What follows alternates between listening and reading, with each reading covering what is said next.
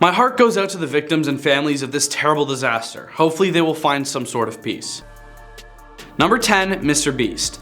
Following the Titan submarine disaster, YouTuber Mr. Beast says he gave up the opportunity to ride in a sub undertaking the same voyage to inspect the Titanic's wreckage. Jimmy Donaldson, the influencer's true name, made his remarks on Twitter. June 25th, 3 days after an OceanGate Expeditions underwater tourist boat imploded 1,600 feet away from the iconic shipwreck, ending all 5 passengers, including the company's CEO, Stockton Rush, Mr. Beast made these claims. "I was invited earlier this month to ride on the Titanic submarine," he tweeted. "I declined. It's a little worrisome knowing I could have been on it." Mr. Beast did not specify who extended the invitation, but he did include a screenshot of a text message that stated, "Also, I'm going to the Titanic in a submarine late this month. The team would be stoked to have you along."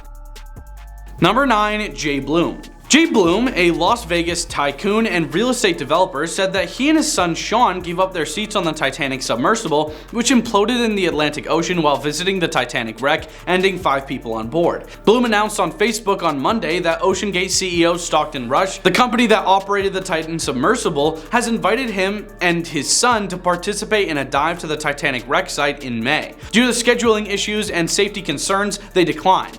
"This is insane. I was invited to participate in this dive," Bloom writes. "If I had accepted, I would have been one of the 5 on board right now." Number 8. British Chris Brown. British businessman Chris Brown, a friend of victim Hamish Harding, told the UK tabloid The Sun that he was meant to join the ill-fated submersible, but backed out after finding it was controlled by computer game-style controllers. Number 7. Jake Kohler. YouTuber Jake Kohler, aka Dally MYD, also shared video of himself on an earlier mission with OceanGate founder Stockton Rush and explorer Paul Henry Nergolette, who both passed away on the boat last week. He had originally intended to go on a deep-sea dive, but the trip was ultimately scrapped due to bad weather, he claims. Kohler stated in his video, "Who knows, maybe we would have left that platform and maybe we would have imploded." Number 6. Kareen Smith. The comments on a video that influencer Kareen Smith posted on TikTok claiming she had been booked for that trip were split between those who believe she was joking and those who were indignant that she could make such a claim, or somewhere in the middle. "Yo, don't lie, but I enjoy your story," one person wrote. Smith didn't respond right away to a message seeking clarification. Ned Nwoko. Nigerian politician Ned Nwoko shared, "I have lost a very dear friend and business partner, Captain Hamish Harding. We both went on a very dangerous expedition to South Pole Antarctica a few years back. He was a Gulfstream pilot who flew across the world in a record-breaking expedition by Guinness World Record for circumnavigation of the Earth some years ago. He descended into the Mariana. He also invited me on a space shuttle last year and this very Titan, ill-fated adventure, but I was tied down with national duties. Above all, he was a partner on the various research into eradication of malaria in Africa project. He was very enthusiastic about it and always gave his support at every given opportunity. His last message to me was this last Sunday when he told me they were ready to dive for the Titanic, if the weather permits. He loved adventure and challenges. My heart bleeds for his dear wife and kids who have become family friends over the years. We will surely miss his wealth of experience." Number 4. Ross Kemp. The Titan submarine, where 5 people perished last week, was considered unsafe by outside inspectors. Therefore, British documentary filmmaker Ross Kemp declined the chance to film there. The actor, who is best known for playing Grant Mitchell in EastEnders, declined the opportunity to tour the Titanic's wreck last year after the production firm Atlantic Productions advised against doing so and voiced concerns about whether it complied with industry safety requirements. Kemp had been considering producing a documentary to commemorate the Titanic's disaster on her inaugural journey from Southampton in 1912, which occurred 110 years ago. I am believed that Ross did not participate, but I am obviously reassured by the professionalism of those companies we were working with that they didn't suggest that he go on the submarine. Number 3. James Cameron. Before OceanGate's Titanic submarine catastrophically imploded last week, James Cameron claims he had the opportunity to go diving on the 1912 shipwreck while it was being explored. One of the 5 people that perished on the Titan Submersible was OceanGate co-founder and CEO Stockton Rush, who was invited to take a ride by the director of the 1997 blockbuster Titanic, which starred Leonardo DiCaprio and Kate Winslet. Stockton Rush contacted me and asked if I wanted to go diving this season. I wasn't interested, Cameron said in a video interview with The Daily Mail. He claims he was worried the Titanic submarine was dangerous and regrets not raising the issue sooner.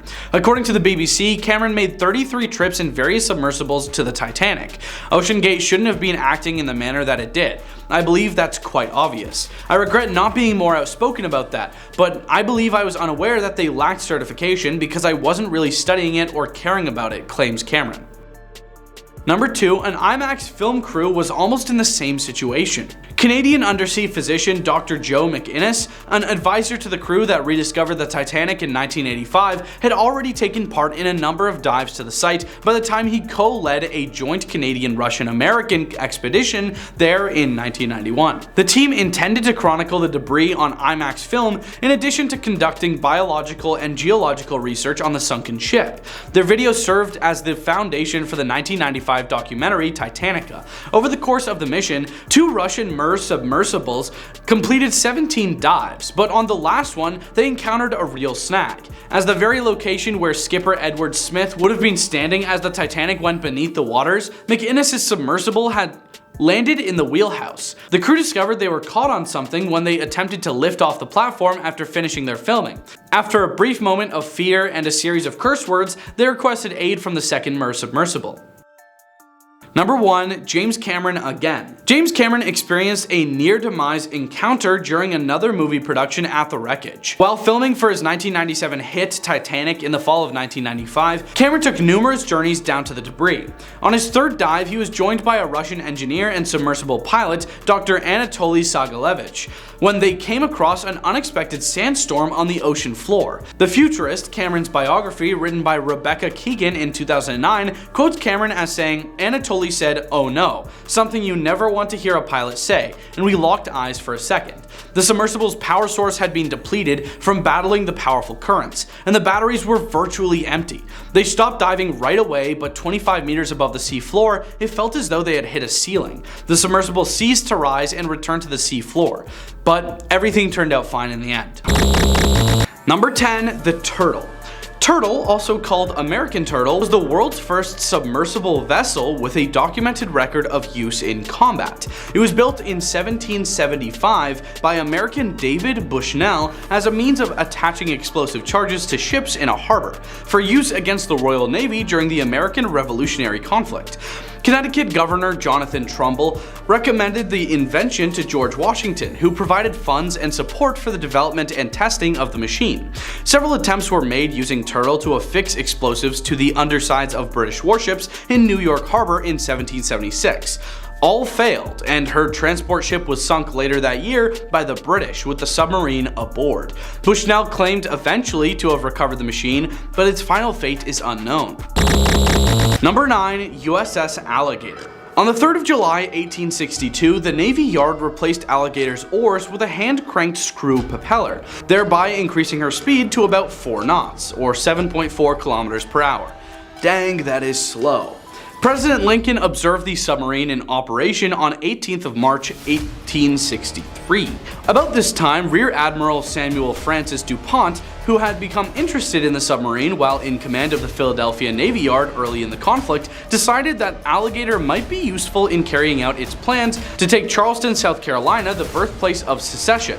Acting Master John F. Winchester, who then commanded Sumter, was ordered to tow the submarine to Port Royal, South Carolina. The pair got underway on the 31st of March.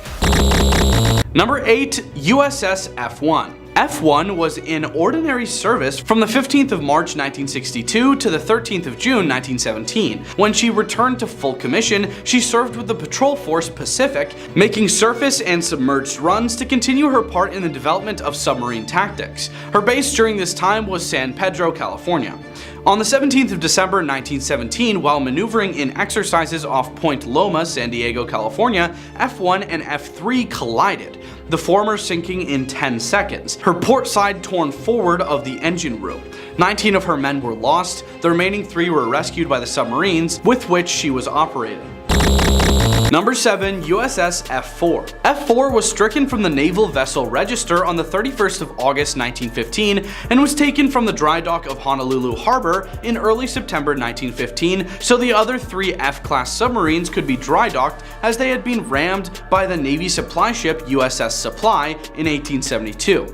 The F-4 was moved, still hanging from the pontoons to Pearl Harbor and anchored in Magazine Lock, until on or about 25th of November 1915, when she was disconnected from the pontoons and settled into the mud at the bottom of the lock. She remained there until the expansion of the harbor in 1940, when the remains of F-4 were reburied in a trench dug in the lock bottom off the submarine base mooring S-14 Pearl Harbor.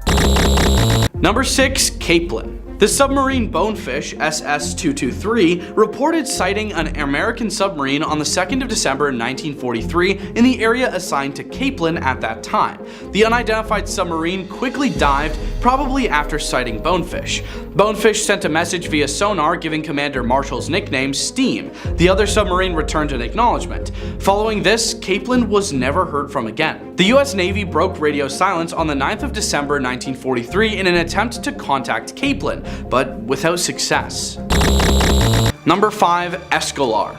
Escalar had her final training for combat at Pearl Harbor, from which she put out her first patrol on the 18th of September 1944. After topping off fuel at Midway Island, she joined Croker and Perch for a coordinated Wolfpack patrol in the Yellow Sea.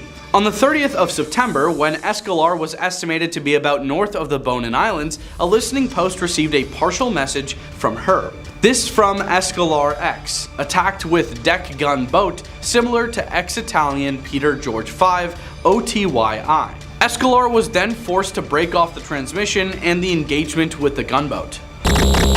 Number 4. Grayling. The USS Grayling, or SS-209, was the 10th Tamber-class submarine to be commissioned in the United States Navy in the years leading up to the country's December 1941 entry into WW2. She was the 4th ship of the United States Navy to be named for the Grayling. Her wartime service was in the Pacific Ocean. She completed 7 patrols in the following 20 months and is credited with the sinking of over 20,000 tons of Japanese merchant shipping and warships. Grayling received 6 battle stars for her WW2 service. She was declared lost with all hands in September 1943. Of the 12 Tamber-class submarines, only 5 survived the global conflict. Growler's 11th and final patrol began from Fremantle on 20th of October 1944 in a wolf pack with Hawke SS-256 and Hardhead SS-365. On the 8th of November, the wolf pack, again headed by Growler, closed in on a convoy for attack, with Growler on the opposite side of the enemy from Hawke and Hardhead. The order to commence attacking was the last communication ever received from Growler. After the attack was underway, Hawke and Hardhead heard what sounded like a torpedo explosion, and then a series of depth charges on Growler's side of the convoy, and then nothing. All efforts to contact Growler for the next 3 days proved futile. The submarine, veteran of 7 successful patrols, was listed as lost in action against the enemy, cause unknown. Number 2. Gudgeon. Gudgeon sailed for her 12th patrol on the 4th of April 1944. The submarine stopped off for fuel at Johnston Island on the 7th of April and was never seen or heard from again. On the 7th of June 1944, Gudgeon was officially declared overdue and presumed lost. U-Boat.net claims Gudgeon was sunk on the 18th of April 1944 at a known location by the Japanese southeast of Iwo Jima. Some sources say the submarine was more likely to have sunk by attack near the Maug Islands. Number 1. Runner. The USS Runner, or SS-275, was a Gatto-class submarine, the first ship of the United States Navy to be named for the Runner, an amberfish inhabiting subtropical waters, so called for its rapid leaps from the water. On the 27th of May 1943, Runner departed Midway for her 3rd patrol, assigned a patrol area in the Kuriil Islands chain and the waters off northern Japan. She was never heard from again. Runner was declared overdue and presumed lost in July 1943. She was stricken from the Naval Vessel Register on the 30th of October 1943. Come on guys, we all know the debris was big enough for both of them. There was no reason Jack had to go out like that. Number 10. Unsinkable. Contrary to popular mythology, Titanic was never described as unsinkable, without qualification, until after she sank. 3 trade publications, one of which was probably never published, described Titanic as practically unsinkable prior to her sinking. Many survivors recalled in video interviews as well as in testimony that they had considered the ship unsinkable. Shipbuilder Harland and Wolff did not claim she was unsinkable, but a promotional item from the White Star Line stressed the safety of Olympic and Titanic, claiming that as far as it is possible to do so, these two wonderful vessels are designed to be unsinkable. Number 9. David Sarnoff wasn't the first to hear about it. An often quoted story that has been blurred between fact and fiction states that the first person to receive news of the sinking was David Sarnoff, who would later lead media giant RCA. In modified versions of this legend, Sarnoff was not the first to hear the news, though Sarnoff willingly promoted this notion. But he and others did staff the Marconi wireless station atop the Wanamaker department store in New York City, and for 3 days relayed the news of the disaster and names of survivors to people waiting outside. However, even this version lacks support in contemporary accounts. No newspapers of the time, for example, mention Sarnoff. Given the absence of primary evidence, the story of Sarnoff should be properly regarded as a legend. Number 8. The Last Dance. One of the most famous stories regarding the Titanic is that of the ship's band. On the 15th of April, the 8-member band, led by Wallace Hartley, had assembled in the first-class lounge in an effort to keep passengers calm and upbeat. Later, they moved on to the forward half of the boat deck.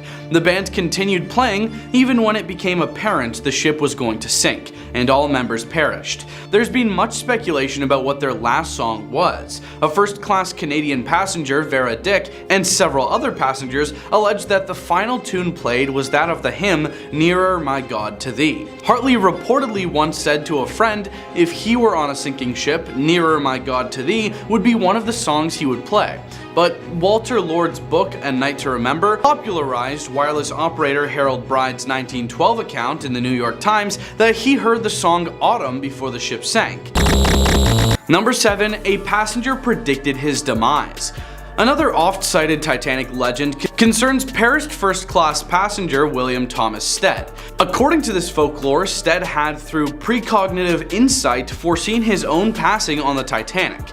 This is apparently suggested in 2 fictional sinking stories which he had penned decades earlier.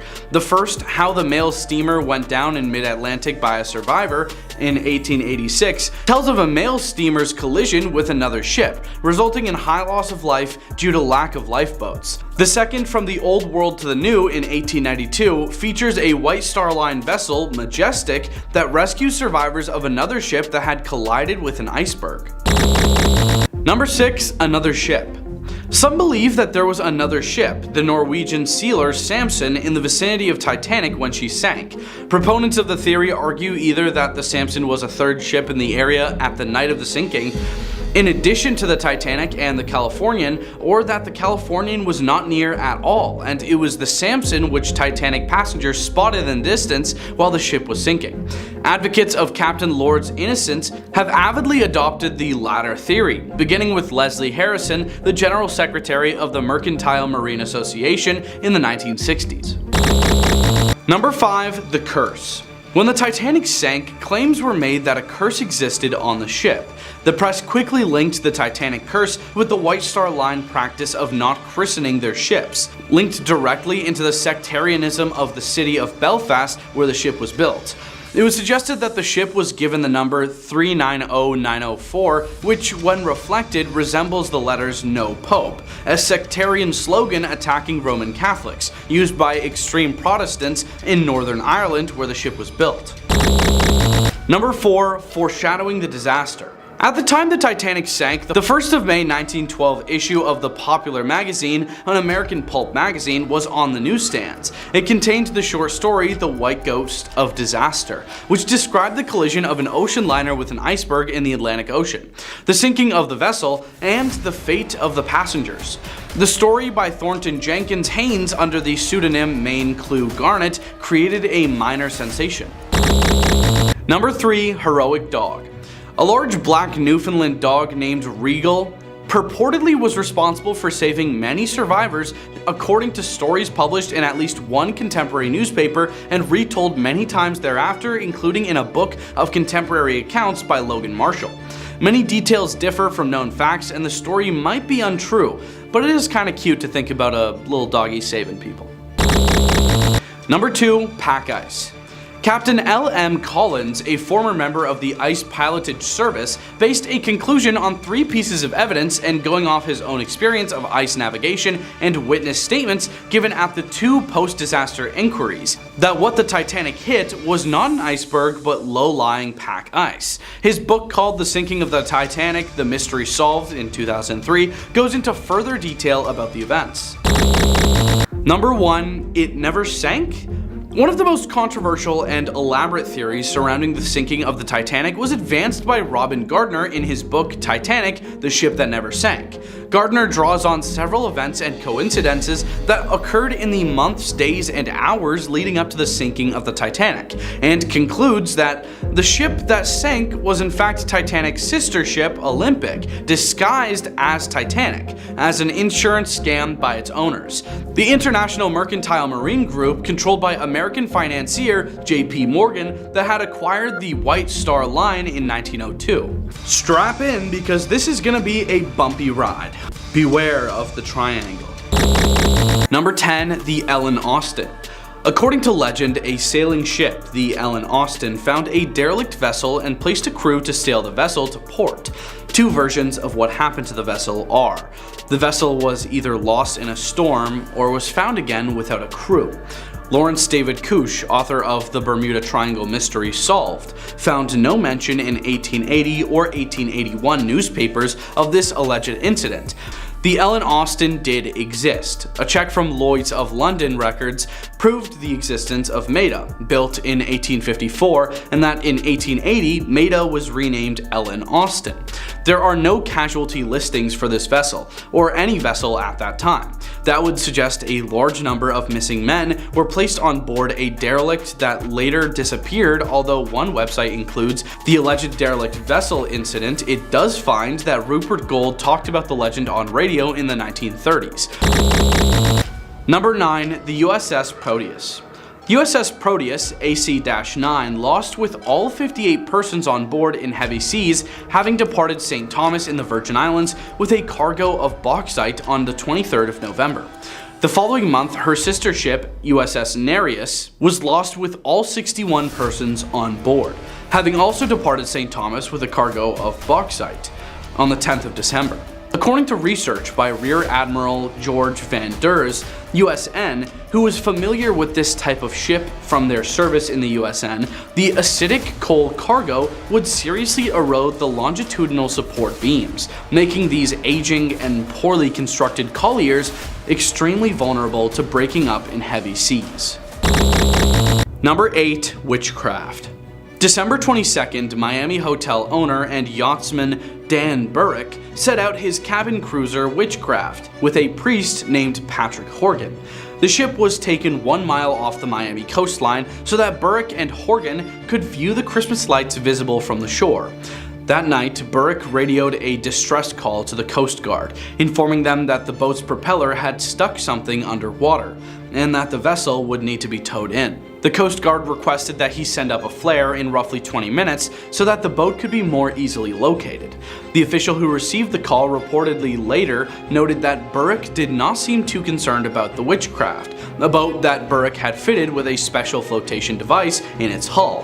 When the Coast Guard arrived at the location from which Burrick called, he, Horgan, and the Witchcraft were nowhere to be found. Over the following days, a search was conducted over hundreds of square miles of ocean, but the boat and its passengers were never found. Number 7. Flight 19. Flight 19 was the designation of a group of 5 General Motors TBM Avenger torpedo bombers that disappeared over the Bermuda Triangle on December 5, 1945, after losing contact during a United States Navy overwater navigation training flight from Naval Air Station Fort Lauderdale, Florida. All 14 airmen on the flight were lost, as well as all 13 crew members of a Martin PBM Mariner flying boat that subsequently launched from Naval Air Station Banana River to search for Flight 19. A report by Navy investigators concluded that Flight Leader Lieutenant Charles C. Taylor mistook small islands offshore for the Florida Keys after his compasses stopped working, resulting in the flight heading over open sea and away from land.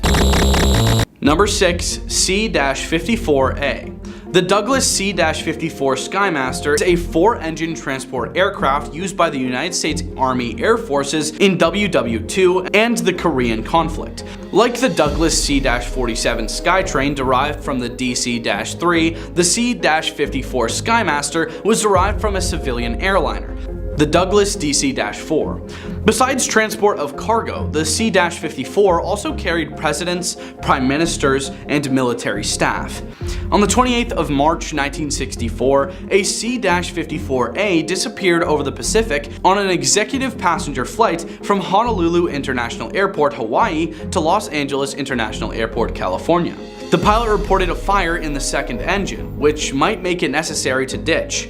Nothing more was heard from the aircraft, nor was any trace of it found despite an extensive search. 3 crew and 6 passengers were lost in the accident.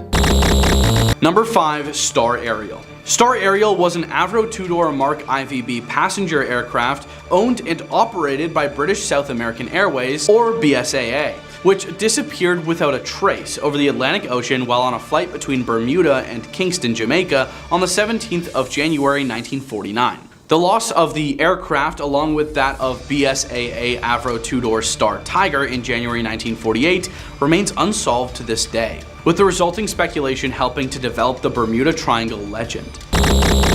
Number 4. The USS Pickering. USS Pickering was a topsail schooner in the United States Revenue Cutter Service, and then the United States Navy during the Quasi-War with France. She was named for Timothy Pickering, then the Secretary of State. Pickering departed from Boston on the 10th of June 1800, ordered to join Commodore Thomas Truxton's squadron on the Guadalupe station in the West Indies. She sailed from Newcastle, Delaware on the 20th of August and was never heard from again. She is presumed to have been lost with all hands in a gale in September, but this was never proven. This storm is also thought to have sunk USS Insurgent, which likewise vanished without a trace. The exact cause of the cutter's disappearance remains a mystery. Number 3. The USS Wasp. On the 12th of September 1814, the Wasp encountered 3 brothers, a brig, and scuttled her. On 14th of September 1814, she sank the brig Bacchus. On the 21st of September 1814, an 8-gun brig Atalanta ran afoul of Wasp, and she too suffered the ignominy of capture. Deeming Atalanta too valuable to destroy, Blakely placed her under the command of Midshipman David Geisinger and sent her to the United States. She entered Savannah, Georgia safely on the 4th of November 1814. After Wasp and Atalanta parted company, on the 9th of October 1814, she spoke the Swedish brig Adonis, bound from Rio de Janeiro to Falmouth, England, about 3 weeks after the Atalanta capture. Wasp reported that she was headed for the Caribbean. Wasp was never seen again. Number 2. The USS Cyclops. The ship put to sea from Rio de Janeiro on the 16th of February 1918 and entered Salvador on the 20th of February. 2 days later, she departed from Baltimore, Maryland with no stop scheduled, carrying the manganese ore. The ship was thought to be overloaded when she left Brazil, as her maximum capacity was 8,000 long tons, or 8,100 tons. Before leaving port, Commander Worley had submitted a report that the starboard engine had a cracked cylinder and was not operative. This report was confirmed by a survey board, which recommended, however, that the ship be returned to the United States. Cyclops then set out for Baltimore on the 4th of March, and was rumored to have been sighted on the 9th of March by the molasses tanker Amulco near Virginia, but this was denied by Amulco's captain. In any event, Cyclops never arrived in Baltimore and no wreckage of the ship has ever been found. Number 1. The Connemara 4. A pleasure yacht was found adrift in the Atlantic south of Bermuda on September 26, 1955. It is usually stated in the stories that the crew vanished while the yacht survived being at sea during 3 hurricanes. The 1955 Atlantic hurricane season shows Hurricane Ione passing nearby between 14th and 18th of September, with Bermuda being affected by winds of almost gale force. In his second book on the Bermuda Triangle, Weiner quoted from a letter he had received from Mr. J.E. Challenor of Barbados. On the morning of September 22nd, Connemara 4 was lying on a heavy mooring in the open roadstead of Carlisle Bay. Because of the approaching hurricane, the owner strengthened the mooring ropes and put out 2 additional anchors. There was little else he could do, as the exposed mooring was the only available anchorage.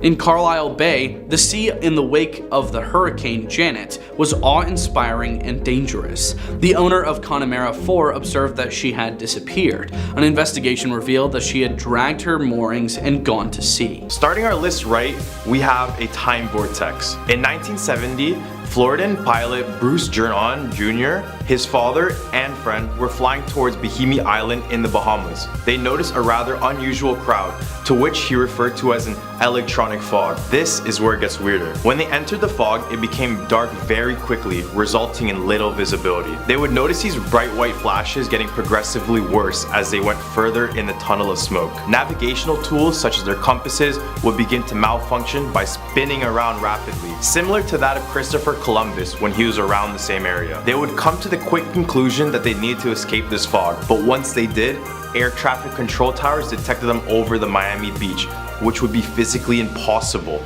as his last possible known location was in the Gulf Stream, which is over 100 miles away, which would mean he would have had to travel at nearly 2,000 miles per hour, which is not possible. In our number 9 spot, we have the Ellen Austin. The Ellen Austin was a 210-foot American multi-masted ship. In 1880, the ship was set for New York. However, weeks into its travel, it came across an unidentified ship drifting just north of the Bermuda Triangle. Since the unknown ship wasn't sailing, the captain of the ship ordered a crew to check out the mysterious vessel. When they had boarded, no one was to be found. No signs of violence, nor any signs of the ship's logs. They would attempt to bring the unknown ship back to New York, but would be interrupted by a fierce storm which separated the 2 ships. After a few days, the captain of the Ellen Austin would spot the ship drifting aimlessly again. They sailed towards the ship once again to find out the ship was empty, with no sign of the crew he had sent, no sign of struggle or distress. This ship was then marked as cursed to the crewmates, but the captain, being oblivious, would still want to seize the opportunity and order another group to sail it. As they set sail with both ships once again, the weather turned poor and separated the ships again, with the ghostly ship disappearing for good. Imagine sending out another group of men to sail this boat after the first group of men perished out of existence. Taking our number 8 spot, we have the Flight 19 mystery. In 1945, the United States sent a group of 5 torpedo bombers known as Flight 19 over the Bermuda Triangle for navigation training. As the bombers flew out over water, all 5 bomber planes would disappear, along with all 14 airmen. In one of the last radio messages received, Lieutenant Charles Taylor, the flight commander, reported, "We are entering white water. Nothing seems right. We don't know where we are. The water is green, no, white." Some have speculated that aliens use the Bermuda Triangle as a portal to our planet, where they would capture humans along with our technology to conduct further research on our species. This could be one of the reasons for the disappearance of Flight 19, but we will never know if there's an interdimensional portal without going in it first. At number 7, we have the USS Cyclops ghost ship. The disappearance of the USS Cyclops, one of the Navy's biggest fuel ships, marks the largest loss of life in the history of the US Navy in a single incident. In March 1918, this massive ship set out to sail from Brazil to Baltimore through the Bermuda Triangle with about 309 crew members on board. Once they set off, no signs of issues were reported by the ship. However, the ship was never heard from again. An entire search of the area was put into action, but nothing was ever found. What was odd was that the captain of the USS Cyclops never sent out a distress signal. Ships and planes that traveled through the Bermuda Triangle have said they have spotted this large naval ship still sailing within, but every time they attempt to get closer or contact the ship, it would begin to vanish out of thin air. The USS Cyclops was a rather large ship, which makes this ghostly sighting eerie. At number 6, we have a government testing ground. It is believed by a few that the Bermuda Triangle is actually a testing ground for some governments that border the Atlantic Ocean. It's set to test their advanced technology ranging from underground nuclear bombs to specialized vehicle and weapons. It is said that the governments attempt to add this negative stigma towards the Bermuda Triangle for the sole purpose of keeping people away from their testing grounds. Secret government involvement could explain the disappearance and fairly odd phenomena that occur within the triangle. Right in the hump of our list, we have sea monsters. Could something be lurking in the depths of the triangle that could explain the disappearances? Well, there is a massive sea serpent said to roam in the Bermuda Triangle called the Bermuda Beast. The Bermuda Beast is described as a massive sea creature that is 4 times larger than the Eiffel Tower, making this the largest creature to ever exist if it was truly found. The Bermuda Beast could be the explanation for the missing ships and planes, since it is said to leap out of the water and snatch ship and planes. If that doesn't sound convincing, remember that only 5% of the oceans are discovered, which makes the ocean just as mysterious as the Bermuda Triangle. Who really knows what lies under? Enchanting our number 4 spot, we have the witchcraft. No, there are no witches on their little witch boats in the Bermuda Triangle. However, this story is just as odd. On December 22nd, 1967, a 23-foot luxury yacht named the Witchcraft left Miami with her captain Dan Burrock and his friend Father Patrick Horgan. The plan was to view the Christmas lights from the water, but after reaching a distance of only 1 mile off the coast,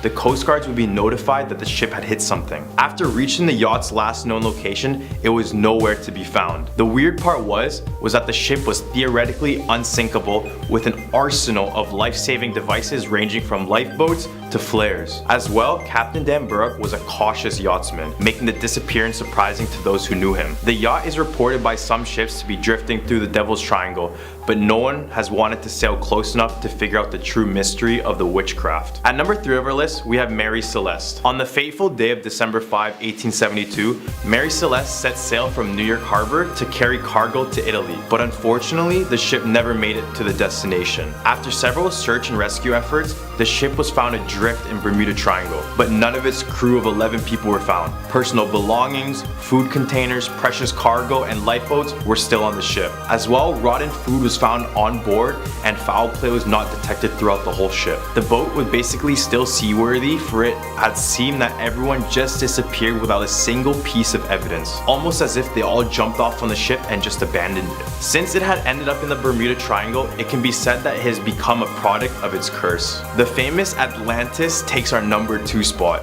The infamous sunken city is believed to be situated within the Bermuda Triangle. Atlantis was said to be surrounded by hundreds of thousands of crystals that radiated large amounts of energy. Their energy radiating from the crystals could explain the area's tendencies to disrupt communication systems, compasses, and even completely immobilize ships and planes. Then in 1968, scuba diver J. Manson Valentine discovered a series of laid stones at the bottom of the ocean that appeared as though they formed a road, also known as Bimini Road. Doing further investigations, sci-fi show Quest for Atlantis discovered a second layer beneath that road, which could be more promising evidence of a sunken city. Coming in at our number 1 spot, and don't be disappointed, but it all may just be in our head with no mystery at all. The theory of the Bermuda Triangle having no mystery is definitely something more believable. Scientist Carl Kruszelnicki said that everything could be explained by human error, bad weather, and heavy air and sea traffic. As well,